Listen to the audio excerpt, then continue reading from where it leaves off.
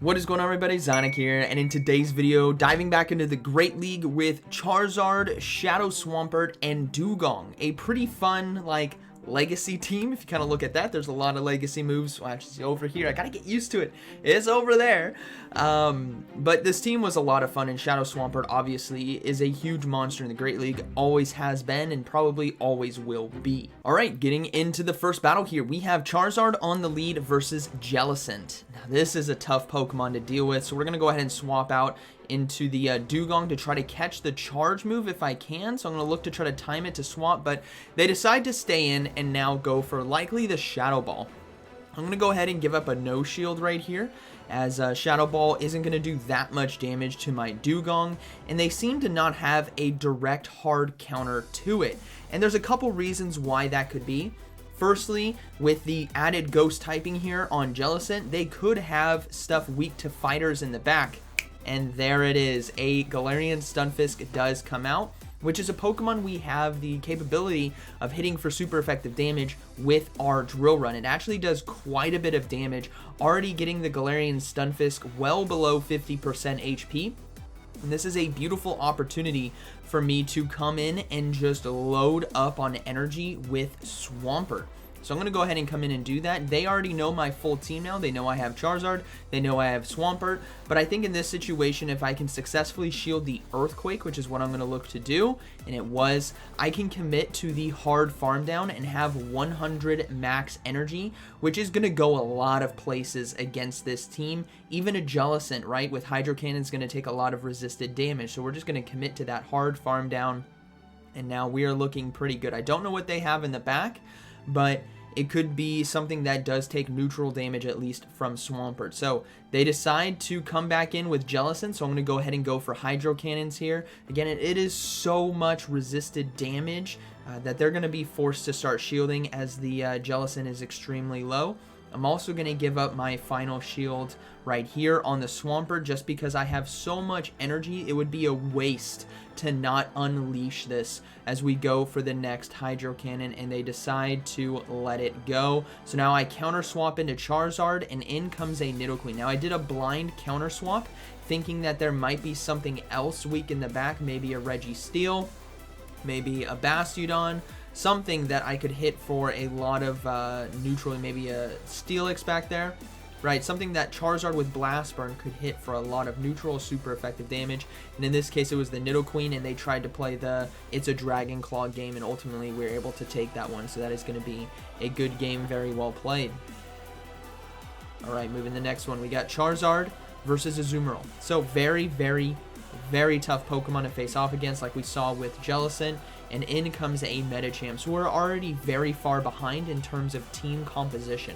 They have an Azumarill that core breaks the Charizard and Swampert, not necessarily able to beat both, but it has the bulk and the moveset to be able to handle either of them if they want to. And Medicham as well, coming into the Dugong here, is going to be able to take Switch off of me, which is okay, because I should be able to double Icy Wind right here, which is going to lower the attack and the damage that it can output against my Charizard in the back. So what we're going to do here is just keep fast moving. We almost actually took Switch right there. One fast move away. So had I shielded the Psychic, we could have potentially won that one. So I'm going to come in with Charizard and look to farm down. And then my hope is that they don't have a hard answer for Swampert in the back, and that Azumarill is their best option. Now, in this case as well, I'm going to go ahead and look to go for a Blast Burn here, just to do as much damage as possible. And then I'm going to be going into the Swampert, because we're going to be doing a lot of resisted damage. We're going to need all the resisted damage that we can get, I should say. So I'm going to go ahead and shield. It is going to be a Hydro Pump, actually. So they decided to go for the extremely hard-hitting move, and now they bring in a Stunfisk, which I think is a pretty interesting move, because Swampert now has a really good opportunity when ahead on energy, even though behind on shields. And they just let the Hydro Cannon go through.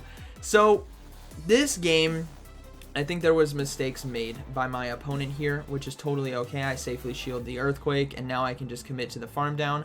I think on the opponent's side, I mean, I should have just come in with Swampert right away, but on my opponent's side, I think what they're hoping to do is win with the Azumarill and 2 shields, but that's really not going to happen, just because of the amount of damage that I can put out and the spam that I have here with Hydro Cannon and Mud Shot. So mistakes were made. No one's going to play perfect. But this game is not over just yet, as we are able to get to another Hydro Cannon in time, but this Azumarill is really loading up on energy, and my hope is that they won't be able to get to 2 Ice Beams, right? They can't have back-to-back. I try to catch the charge move here as well, but what I noticed is I think this Azumarill might be single move, or no, they do have Play Rough. Okay, this wasn't a Hydro Pump. I do swap into Charizard, though, and I am able to get to the Dragon Claw in time, so it's going to be a good game. So no Ice Beam right there. Obviously, if it was, I think we lose that game, but it was Play Rough Hydro Pump, which worked out perfectly fine for us, so good game. All right, moving to the next one, we got Charizard versus Galvantula. Very tough one right here. This is going to be an uphill battle once again. So we're going to go ahead and go into Dugong. Both Pokemon take super effective damage, but at least Dugong has access to Icy Wind and Drill Run, and can put in a lot of work. Now, Azumarill coming in right here. This is actually a unique opportunity where Dugong going for Icy Winds is going to play off better in the long run, because of the attack debuff that we apply to this Azumarill, where Play Rough, if they do have it, is not going to do as much damage. But they have Hydro Pump, which means this is a Hydro Pump Ice Beam Azumarill, which is actually even better for us, is we can easily survive charge moves right here and safely go for Drill Run for neutral damage, as it can do quite a bit. So we're going to go ahead and go for another one.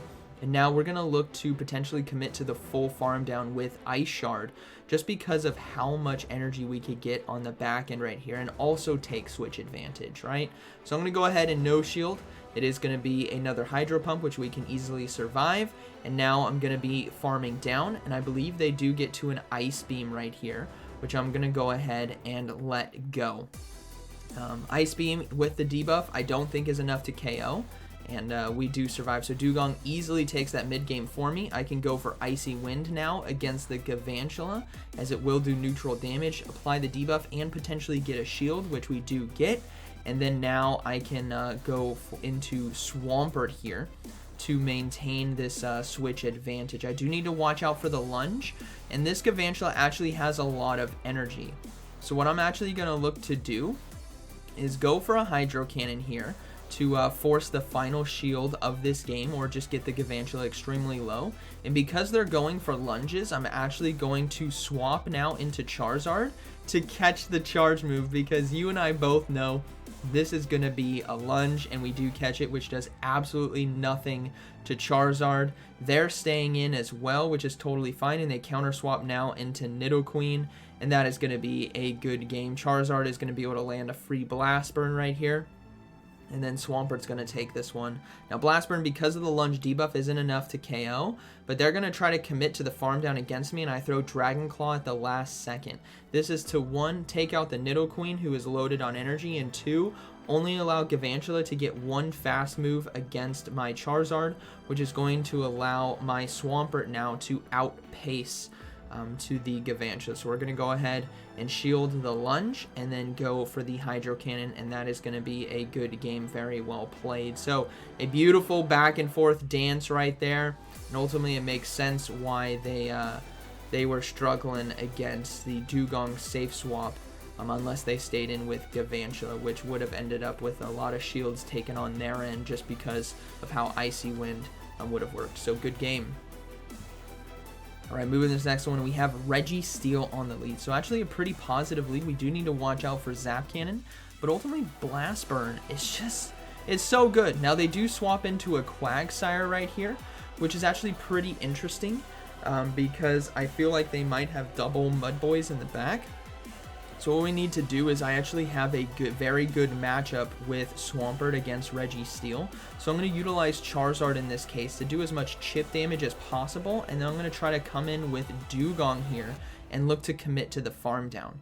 Now, Stone Edge is a very hard-hitting charge move that does do super effective damage. So we can survive 1, but we cannot survive 2. So I'm just going to commit to the farm down. I'm going to go ahead and give up a shield here on this one. It might not be enough for Stone Edge, but I decided to anyways, and it was just a Mud Bomb. So I could have gotten away with a free no shield right there, but that's okay. We're going to be seeing Registeel most likely come back in. I'm going to go ahead and go for Drill Run right away. And this is why Dugong, I think, honestly, this season is the MVP, just because of One, the rise of Gligar, right? The ground flying typing. Dugong locks that Pokemon down. And two, it has access to Drill Run for all the tanks. I mean, and you've seen the matchups against Medicham, it can get it very, very low.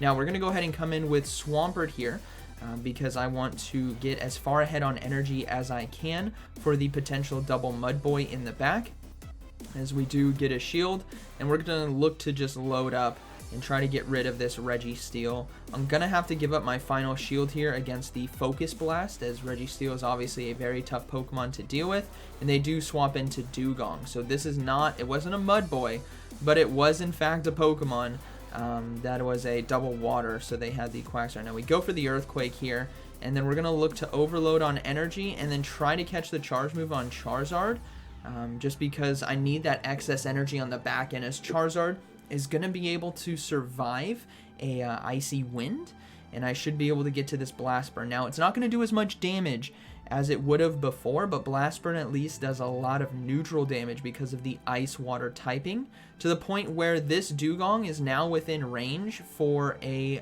Hydro Cannon. And because of that, Swampert here, we got no shields left, right? Icy Wind is going to be landing. But as long as we can get to a Hydro Cannon, we should be looking pretty good. As even though this is resisted and Icy Wind debuff, it's a Shadow Swampert, so you got to put some respect on its name as it takes out the Dugong. And now we win the race to the next charge move against Registeel, and that is going to be a good game, very well played. So Swampert able to take a nice little sweep right there, and good battle. All right, moving into the next one.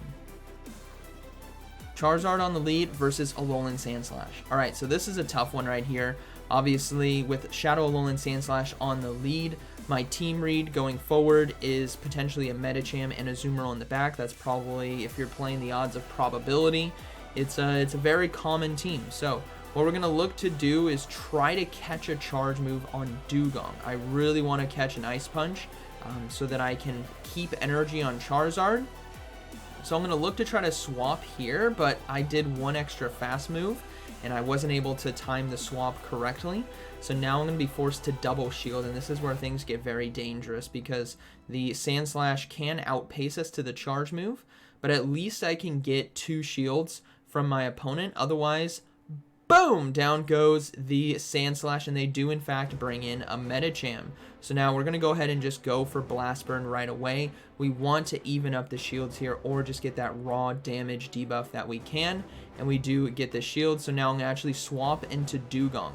This might seem counterintuitive, but Dugong here can apply those debuffs, and I think the Swampert is going to be able to outpace, along with a potential sack swap from Charizard against the Azumarill, because how this is going to be a setup for me is I'm going to be applying these Icy Wind debuffs to the Medicham, which is going to get it low and lower its attack, and then I'm going to come in and just hard farm with a Swampert. I might take a charge move, but ultimately I think I'll be able to outpace, and I do have my, and they decided to undercharge right there, but I do have my Charizard as a sacrificial swap for the Azumarill, which is going to be very easy to keep track of its energy. So we're going to go ahead and come in with Shadow Swampert and just commit to an aggressive farm down right here, because they're going to be forced to swap out now, and then they actually decide to surrender. So they were weak in the back, and that is going to be a good game. All right, moving into the next one, we have Charizard on the lead versus Ariados. Okay, so pretty positive lead, but Ariados is not a Pokemon to laugh at. This thing is a glass cannon, and it can hit very hard with Cross Poison and Lunge. Cross Poison going to be the poison type charge move, which is neutral damage, as you guys are going to see right here. That's a lot. It already gets me below 50% HP, and I have the absolute positive matchup in terms of typing. Fire, Flying versus Bug Poison. Like, come on. So what do we actually need to do here is catch a charge move on Dugong. I have to bail out of this fight in order to potentially win. So we're going to go ahead and let the Cross Poison go through. We do draw out a Toxicroak. So they already have a double poison team, which I think is pretty interesting. And thankfully, again, Drill Run on Dugong. It is a very nice addition, as it will do super effective damage and get the first shield of this game. And now we're in a position where Charizard can come in or Swampert. Both are, I think, are good options here. But Charizard coming in, I'll just have to give up a shield on the Sludge Bomb because we know that's going to be the charge move most likely coming through. They could go for back-to-back Mud Bombs here, but it is the Sludge Bomb, which I think is perfectly fine to shield. And now this next charge move, I think, is actually just going to be a Mud Bomb. So I'm going to go ahead and let this go, as we will be able to barely survive. And I'm going to go for a Dragon Claw now to take out the Toxicroak. I will have to bail into my Swampert right away to get ahead on energy. Ariados does come in, but we're going to go ahead and look to, I think, no shield this one, as I don't think it was enough energy for lunge, and it is just going to be a cross poison, which is fine. Final Pokemon is going to be a Slowking, so a triple poison team for my opponent. Very spicy right there. Unique coverages as well, where Toxicroak can beat those steel and ground type Pokemon. Boom! We land it. You love to see it. But very unique team, and ultimately Swampert is able to take it there. Alright, good game. We got Venusaur here on the lead, so very positive matchup for us. They do swap into Steelix, and we're going to bring in the Swampert. Now, this is something so interesting about a Swampert versus Steelix matchup, is Steelix can win if they're ahead on energy. Like one fast move ahead on energy, and they win in the 2 shields against a Shadow Swampert. So I understand that, and I'm not going to take this into the 2s. I'm gonna happily lose the 1-0 shield situation, just because Swampert is just taking so much neutral damage from Dragon Tail. So I go ahead and get 2 shields right here, which is fine by me. And I'll just have to let this go, so be it. My Dugong does have Ice-type charge moves, and we are actually able to survive and get to 1 more Hydro Cannon, which is perfect. This is really going to help out the Dugong. But yeah, I'm okay with losing Switch here, because Dugong with energy can still apply a lot of pressure to Venusaur, right? So we're going to go ahead and come in with Dugong and look to go for an aggressive farm down right here with Ice Shard. They will be going for Breaking Swipes, which is totally fine by me. I'm going to just let these go and just load up on energy. Now, my opponent makes a slight mistake here, and they decide to swap into Heliolisk, which I think they get swiftly reminded that I have access to Drill Run, because that is a lot of super effective damage.